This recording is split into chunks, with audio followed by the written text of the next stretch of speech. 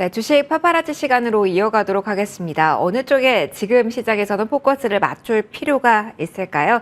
이분과 함께 오늘 이야기 풀어가 보도록 할게요. MTNW 허반석 어드바이저 스튜디오에 나와 계십니다. 어서 오세요. 안녕하세요. 안녕하세요. 위원님, 저희 오랜만에 이 자리에서 맞습니다. 뵙습니다. 그래서 보통은 제 첫 질문이 테마가 뭔가요? 인데요. 오랜만에 뵌 만큼 주신 종목들에 대한 AS를 먼저 꼭 듣고 싶으실 것 같아서 AS로 오늘 코너 시작을 해보도록 하겠습니다. 일단 저희 가장 궁금한 종목이 이슈화되고 있는 측면에서 식량자원 저희 일단 커버하면서 나왔던 보라티알입니다. 표에 나왔던 종목들 흐름을 계속 추적하고 계셨다면 아무래도 궁금하실 것 같은데요. 전반적인 분위기와 함께 AS 그 종목 보라티알 저희 받아봤습니다. 먼저 질문 드려보도록 할게요. 네, 보라티알 같은 경우에는 이제 연휴 지나가기 전 5월 23일 식량자원에 대한 테마를 우리 유심히 보셔야 됩니다라고 안내를 드렸습니다. 표를 하나 준비해 주셔가지고 제가 가지고 온 종목들을 보기 좋게 PD님이 만들어 주셨습니다. 뭐 사료, 곡물, 설탕, 원당, 그리고 커피 원두 6개, 수산물 등등 해가지고 쫙 있는데 이 표를 살펴보신다면 5월 중순부터 지금까지 이 표 안에서 상승하지 않은 종목이 손에 꼽을 정도입니다. 뭐 대주산업, 신성홀딩스, 한일사료, 미래생명자원, 대한제당, 롯데웰푸드, 한국 맥널티, 보라티알 이렇게 말씀을 드리면서 쭉쭉 말씀을 드렸고 그 이후에는 수산물 관련해가지고 후쿠시마 원전에서의 오염수 방출에 대한 이야기 때문에 우리나라에서 소금 관련된 주나 아니면 수산물 관련된 주, 그다음 6개까지 포함을 해서 마니커, FNG 등등 해서 대부분의 종목들이 많이 올랐는데요. 이 종목들이 잘 갔습니다라는 거에 방점을 찍으시면 오늘 종목에서 또 헛다리를 짚으시는 겁니다. 이제 다시 한번 생각을 해보시면 무엇을 보셔야 되느냐? 다시 옛날로 돌아갑니다. 반도체 좋았고요. 자동차 좋았고요. OLED와 IT 좋았고요. 그리고 나서 식량자원 보셔야 된다라고 말씀을 드린 이후에 다시 제가 어디까지 보셔야 되느냐? 종지부에는 꼭 이 섹터를 넣었습니다. STO, 토큰 증권 관련주까지도 보셔야 됩니다라고 이렇게 테마와 섹터를 구분해서 쫙 열거드린 다음에 이 섹터들이 순환합니다. 자동차, 반도체, IT, OLED, 식량자원, 지금은 또 자동차의 자율주행 그리고 리튬 관련된 주까지 돌아가고 있습니다. 그러면 식량자원이 많이 올라갈 때 제가 식량자원을 오픈 채팅방에서 강조를 드렸느냐? 아닙니다. 오히려 다른 쪽 이제 보시면 좋겠습니다 라는 이야기 드렸습니다. 단편적인 예로 삼성 SDI를 1월 달에 매수해서 3월 초 입에 80만 원 이상에서 매도를 하고 그 시기에 모두가 다 2차 전지가 좋다라고 할 때 반도체 보시면 좋겠습니다라고 말씀을 드리면서 ISC와 아비코전자를 말씀드리고 ISC와 아비코전자가 막 올라갈 때는 다시 삼성 SDI 보셔야 됩니다. 이렇게 시장의 이목이 쏠렸을 때 그 종목에 추격하는 것이 아니라 시장의 이목이 쏠렸을 때 다음 차례는 어디일까라고서 빈집을 노리는 전략으로 앞으로도 이 순환매를 잘 활용하시는 매매가 필요하겠다라는 말씀 드리고 싶습니다. 그러면은 저희 보라티알을 일전에 받아본 바 있습니다. 오늘도 신고가라서 그러면 이 종목의 수익을 확정하고 이쪽은 안 볼 때라는 말씀이신지 아니면 더 들고 가도 되는 영역에서 저희가 있다라는 말씀인지 그 포인트 정의 부탁드려요. 네, 목표가를 일단은 크게 드렸습니다. 네. 15,000원을 드렸고요. 15,000원이 오늘 다행스럽게도 터치가 되었기 때문에 목표가 달성이라고 찍힌 종목들은 일단은 절반 정도의 비중은 실현해 주시고 수익 실현해 주시고 그리고 보라티아를 구체적으로 봤을 때에는 적어도 13,000원 라인은 이탈하지 않아야 되겠습니다. 13,000원 라인이 이탈하지 않는 선에서 보라티알은 남은 절반 또는 남은 3분의 1 비중의 비중만 가지고서 재차 반등이 나올 것인가 살펴보시면 좋겠고요. 목표가를 드리는 종목들에 있어서는 목표가에서는 1차적으로 절반 이상의 수익은 실현한다라고 주식 파파라치를 보시면 좋겠습니다. 알겠습니다. 일단 목표가 터치가 나왔으니까 절반은 수익을 확정하자라는 AS까지 해주셨습니다. 13,000원 지지되는지 여부도 계속 추적해보자라고 이야기를 해주셨고요. 제가 그래서 계속 선제적으로 저희한테 아이디어를 많이 주시잖아요. 그래서 살짝 오늘 테마는 뭔가 제가 이렇게 먼저 대본을 살짝 봤습니다. 그런데 위원님, 식량 자원 관련주를 오늘 이 자리에서 한 번 더 가져와 주셨더라고요. 저희 시간이 충분하지 않기 때문에 이 포인트를 좀 압축해 보도록 하겠습니다. 오늘도 식량 자원 테마에 집중을 하신다고 하면 어떤 포인트가 추가된 건지, 그리고 어디에 중점을 저희는 둬야 되는 걸까요? 네, 추가된 포인트라기보다는 여러분들께 매매 패턴을 조금 설명을 드리고 싶은데요. 매매 패턴이라고 한다면 제가 신성 ENG나 KEC를 말씀드렸을 때 올라갈 때 말씀드린 게 아니라 쉬고 있을 때 말씀을 드렸습니다. 그러면 오늘 같은 시장에서 반도체와 자율주행과 리튬 쪽으로 시장에 수급이 쏠리면서 식량 자원 쪽에서는 매도가 나오고 있습니다. 그러면 식량 자원의 매도가 또 일주일, 2주 정도의 쉬어감 이후에 다시 한번 상승이 나올 수 있겠다라고 생각되는 종목들이 있을 수 있습니다. 뭐 오염수 방출에 대한 부분들이 있을 것 같고요. 라니냐, 엘니뇨에 대한 이야기들이 나오면서 식량 위기에 대한 이야기들이 심심찮게 지속적으로 이야기가 나오고 있습니다. 그리고 이번 주 초에는 제가 캐나다 산불과 관련된 이야기를 드리면서 이런 이슈와 이야기들이 있을 때마다 테마는 순환하기 때문에 그럼 식량 자원이 오늘 신고가를 찍고 내려앉느냐, 여기서 직전 거래량을 돌파하고 모두가 차익 매물을 쏟아냈다라고 한다면 이 식량 자원은 이제 보지 않아야 되겠죠. 그런데 거래량이 가장 최근에 많이 터졌던 구간들을 한번 살펴보시고 거래량이 많이 터지지 않았고 상승, 신고가가 나왔음에도 불구하고 거래량이 많이 터지지 않았다. 그리고 실적을 열어보니까 실적이 괜찮을 것 같다. 그리고 브라질에 비가 온다면, 브라질에 무슨 일이 생긴다면 스타벅스 주식을 사라 라는 이야기를 심심찮게 들어보셨을 겁니다. 그러면 그 안에서 오늘 보여드린 이 표, 5월 23일부터 보여드리고 있는데요. 이 표 안에서 거래량이 직전 거래량을 돌파하지 않았고 아직까지 강한 시세가 분출하지 않았고 실적을 열어보니까 실적의 이익이 여전히 찍히고 있는 종목들이라고 한다면 다음 차례에는 보라티알, 다음 차례에는 인산과 다음 차례에는 신성홀딩스, 다음 차례에는 대한제당, 다음 차례에는 이 종목도 우리는 포트폴리오의 매집의 관점으로 보실 수 있지 않을까라는 관점으로 여러분들께 매매의 타이밍, 지금부터 다시 식량 자원을 매집의 관점으로 보시면 좋겠습니다라는 메시지 드리고 싶습니다. 식량 자원 관련주를 정리해서 설명을 해주셨어요, 위원님. 사료 곡물부터 저희 육계 수산물까지 리스트업이 되어 있는데 하나 더 추가적으로 궁금한 게 최근에 시세가 강했던 쪽 가운데 소금 관련주가 있어요. 정말 리스트업을 평소에 많이 하지 않는 섹터에서 움직임이 강하게 나온 거예요. 인산과 대상홀딩스 이 정도 나와 있는데 어떻게 보세요? 소금주가 여기에서 리스트업 되어 있지 않은 이유가 또 있을까요? 후쿠시마 오염수 방출 때문에 단발적으로 조금 나온 이슈가 아닐까 싶습니다. 뚜렷하게 뭐 인산과 같은 종목 같은 경우에는 주겸, 소금과 관련된 매출 비중이 확고하게 딱 나타나 있지만 그 외의 종목들에 있어서는 이 기업의 대표적인 매출처가 소금이다, 주겸이다, 천일염이다 라고 이야기하기에는 조금 무리가 있기 때문에 이러한 테마가 일어났을 때는 테마는 테마에 맞게 좀 적용을 해서 매매를 해야 하지 않을까라고 말씀을 꼭 드리고 싶으니까요.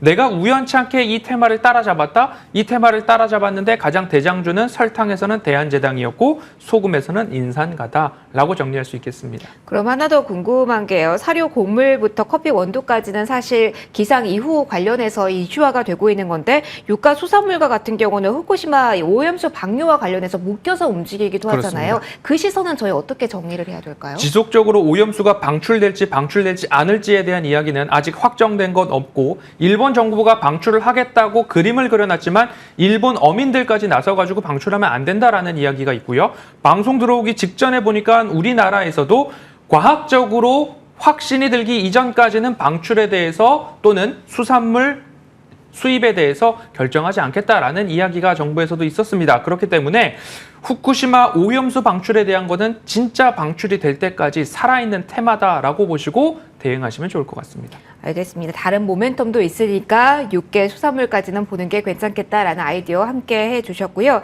저희 마감 이후에 보라티아를 이을 또 다른 종목 소개를 시켜드릴 테니까요. 조금 더 기다려주세요. 일단 오늘장 저희 마침표 찍어야 될 것 같습니다. 양대지수 어떻게 마무리가 오늘 될까요?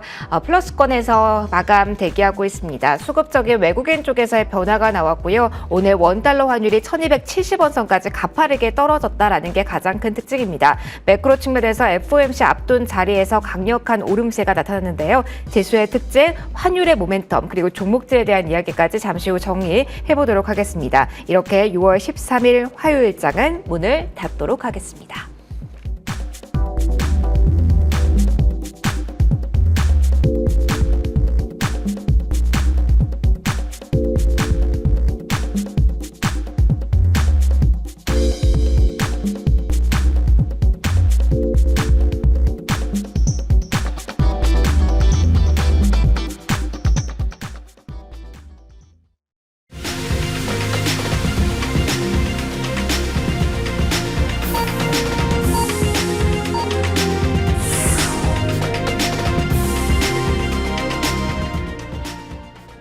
네, 양대지수 플러스로 오늘 마무리가 됐습니다. 장중 고점 부근까지 오후에 탄력을 한 번 더 강화해 나갔다라는 점이 특징, 그리고 환율 쪽에서의 급격한 변화가 나오면서 장중 외국인이 매도에서 매수로 전환이 나왔다라는 점이 오늘장 가장 특징이 아닐까 싶습니다. 오랜만에 다시 한번 반도체 투톱에 대한 외국인의 러브콜이 들어온 상황에서 소부장주까지 강하게 움직임 나왔고요. 특히 코스닥 쪽에서는 에코프로 그룹주의 강세가 전반적으로 투심을 자식한 모습도 확인이 되었습니다. 하나씩 자세한 내용 살펴보도록 하죠. 지수 어떻게 오늘 마침표 찍혔을까요? 빨간불입니다. 코스피 0.33%의 오름세가 기록이 됐고요. 2630선 위에서 마무리가 됐습니다. 오늘 장중 저점에 조금 더 가깝게 마무리는 됐네요. 2633선이 오늘 저점이었는데요. 33선에서 4포인트 정도 위에서 오늘 마무리가 됐습니다. 코스닥 고점과 3포인트 정도 거리를 둔 채 고점에 조금 더 가깝게 마무리가 됐습니다. 오늘 코스닥 쪽의 탄력이 더욱더 강화된 모습이 오후장에 뚜렷하게 확인이 되는데요. 1% 넘게 오르면서 890선 위에서 앞에 9자를 임박한 순간에 오늘 마무리가 됐다는 부분까지 체크해 드리도록 할게요. 자, 오늘 수급 변화가 뚜렷했다라고 계속 말씀을 드리고 있습니다. 일단 코스닥 쪽에서의 흐름이 먼저 나왔고요. 그리고 코스피 쪽에서도 외국인이 매수 전환을 한 시간 넘어가면서 하는 모습이 확인이 됐고, 더욱더 매수 규모를 확장해 나가는 구간에 오늘 마무리가 됐습니다. 시작은 매도였지만 사자 우위로 마무리가 됐습니다. 기관은 금융투자 중심으로의 매수세 오늘 뚜렷했다라고 보시면 되겠는데요. 기관, 외국인, 동반 매수세, 그리고 IT 쪽에 대한 매수세가 특히 더 동반해서 오늘 강하게 나타났다는 점 특징으로 볼 수가 있을 듯합니다. 코스닥이 조금 더 먼저 외국인의 수급 변화가 있었는데요. 마무리된 거 보시면은요. 외국인이 10시 구간에, 그러니까 오전 구간에 이미 매수 전환이 나왔습니다. 1,800억 원 넘는 매수 우위 기록이 됐고요. 기관과 동반한 흐름이었습니다. 여기서도 금융투자의 매수세가 강력하게 나타났고요. 연기금까지 보탬이 되는 모습이 오늘 확인이 됐습니다. 그리고 오늘 외국인의 매수 전환 이야기를 해드렸는데요. 그 과정에서 환율의 움직임과도 연동되는 부분이 상당히 많았습니다. 오늘 원달러 환율이 1283원 선에서 스타트 라인을 끊었습니다. 이마저도 아래쪽으로 밀려난 상태에서 이야기가 된 것이었고요. 장중 내내 1280원 선 근방에서의 움직임에 무게를 실었습니다. 그런데 장중에 중국 쪽에서 움직임이 깜짝 결정이 나왔습니다. 역 레포 금리 인하, 깜짝 인하였고요. 유동성을 그러니까 공급했다라는 이야기입니다. 그 움직임 나오면서 1270원대까지 떨어지는 흐름 나왔고요. 정말 급격한 움직임입니다. 17원 가까이 하락하면서 1271원 선에서 오늘 원달러 환율 마무리가 됩니다. 굉장히 외국인의 수급적인 측면으로 봤을 때는 우호적인 환경이 조성되었다. 하지만 움직임 너무 가파르게 나왔다라는 부분과 함께 FOMC 앞두고 있다는 점도 환율 민감하게 체크해 두실 필요가 있을 자리인 것 같습니다. 자, 머니백 넘어가겠습니다. 자, 오늘 투톱의 흐름 강하게 확인이 됐습니다. 특히 삼성전자보다는 SK 하이닉스 쪽으로 외국인 쪽에서의 매수세가 강력하게 초반부터 나타났다라고 보시면 되겠는데요. 그 결과 오늘 주가의 흐름도 SK 하이닉스 쪽이 보다 더 강력하게 확인이 됐습니다. 4% 이상의 오름세가 확인이 됐고요. 기관의 러브콜도 외국인의 러브콜도 강력하게 들어온 대표적인 시총 상위주 SK 하이닉스 먼저 확인해 보셨습니다. 2차 전지와 같은 경우는 모두 다 가능한 것은 결코 아니었습니다. 에코프로 그룹주가 특히 더 강하면서 코스닥 쪽에서의 힘을 견인했다라고 보시면 되겠는데요. 에코프로 BM이 5%, 에코프로도 동반해서 8% 오후장 특히 더 강한 흐름이 확인이 됐다라는 점 특징적인 부분입니다. 자, 오늘 전반적으로 금융 지주사와 함께 조선은 좀 약한 모습이 나타났는데요. 오랜만에 움직인 종목으로는 항공주 좀 체크해 보도록 하겠습니다. 국제유가의 하락세, 급락세가 나온 오늘 오전의 흐름을 계속 이어받아서 여기에다가 여름철 성수기를 앞두고 있다는 모멘텀과 함께 대한항공도 3% 넘게 오름세가 나타났고요. LCC 쪽에서의 강한 흐름까지 확인이 됐습니다. 그리고 오늘 연속성을 가지고 오랜만에 움직인 종목 가운데서 마지막으로 게임주만 보도록 할게요. 신작에 대한 모멘텀을 가지고 있는 종목에 보다 더 강하게 움직임 나왔습니다. 펄어비스가 이 안에서 대표적으로 보이네요. 시세 체크해 볼게요. 3.39% 오른 구간에서 오늘 마무리가 됐습니다. 강한 빨간불이 나오고 있는 구간, 다만 선별적입니다. 오늘의 외국인의 수급을 어떻게 봐야 되는 건지, 그리고 오늘 빨간불에 조금 더 강력한 기대를 시장에 대해서 걸어도 되는지 궁금합니다. 위원님께 바로 질문 드리도록 할게요. 오늘 이렇게 마무리가 됐는데 위원님 어떻게 흐름 보셨을까요? 네, 6월장을 시작할 때의 허반석의 모멘텀 투자 레터는 6월의 캐치프레이즈를 노이즈보다 수급을 보자라고 말씀을 드렸습니다. 노이즈 같은 경우에는 변동성을 야기할 수 있는 소음이라고도 할 수 있겠죠.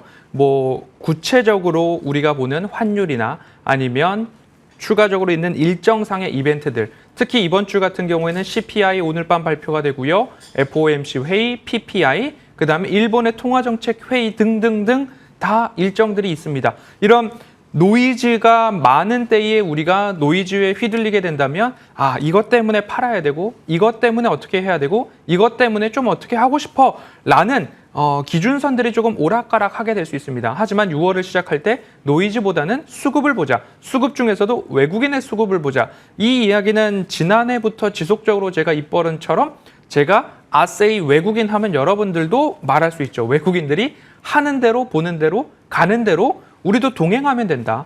외국인들이 규모 있는 현물 매도와 선물 매도와 옵션의 하방 포지션을 강하게 구축하는 모습들이 2, 3거래일 정도 지속된다라고 한다면 적어도 현물 시장에서 외국인들이 5천억 원 이상 3거래일 매도한다. 그러면 나도 비중 축소를 하겠지만 그런 흐름이 아니라면 우상향에 대한 가능성들 지속적으로 높아지고 있고 글로벌 주요 증시들이 연중 신고가를 경신하고 있고 우리 시장도 이를 따라가고 있습니다. 단편적으로 앞서서 앵커님께서 말씀해 주셨듯이 중국에서의 유동성 공급에 대한 이야기들이 나오고 있고요.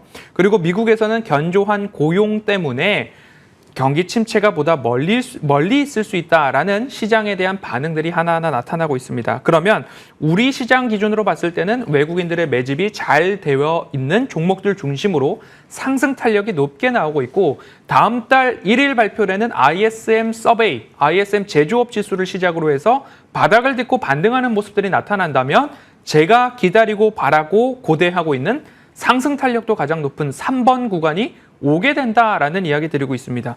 그러면 이러한 시황을 중심으로 보았을 때 우리는 어떤 전략을 유지해야 하느냐?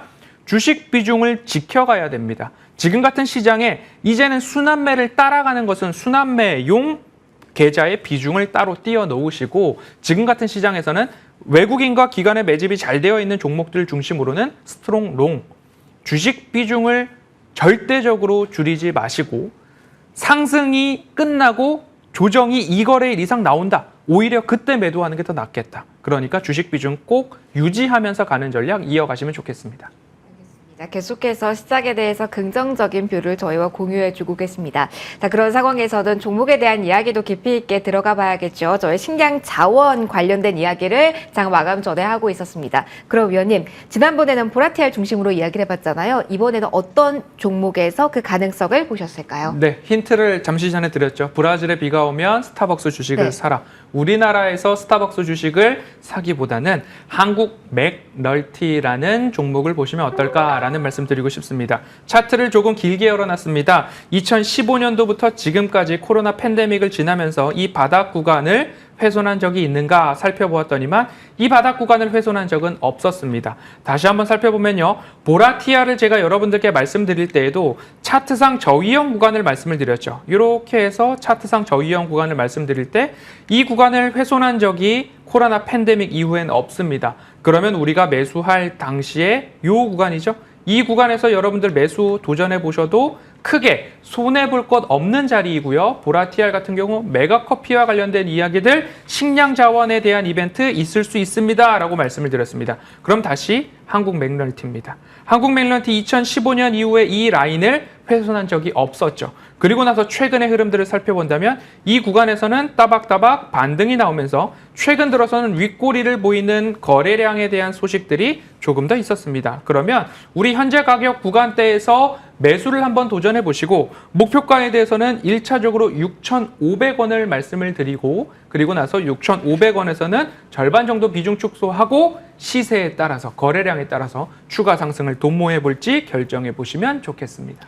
그러면 아래로의 기준점 설정은 필요 없을지 어떤 구간에서 매수하면 좋을지 매수가 손절가 같이 들어볼까요? 네, 5,800원과 가장 가까울 때 매집의 과정으로 보시면 좋을 것 같아요. 5일선을 쫙 지켜가고 있는 모습들이 나타나고 있기 때문에 아래 꼬리를 달고 5일선과 붙었을 때는 매수에 대한 구간으로 여러분들 대응해 보시면 좋겠고요. 5,900원에서 5,800원 사이가 될 것 같습니다. 그리고 손절가에 대해서는 5,100원이 연중 최저점 구간대인데요. 5,100원까지 내려갈 때까지 기다리고 있기보다는 오히려 한 5,600원 언저리 11선을 이탈하게 된다면 조금 더 쉬었다 가려나 하는 마음으로 5,600원을 손절 라인으로 말씀드리도록 하겠습니다. 알겠습니다. 위원님 지난번에도 커피였는데 이번에도 커피 쪽에 대한 관심 높으시네요. 관련된 포인트들 정리 잘 한 번 더 해보시면 좋을 것 같고요.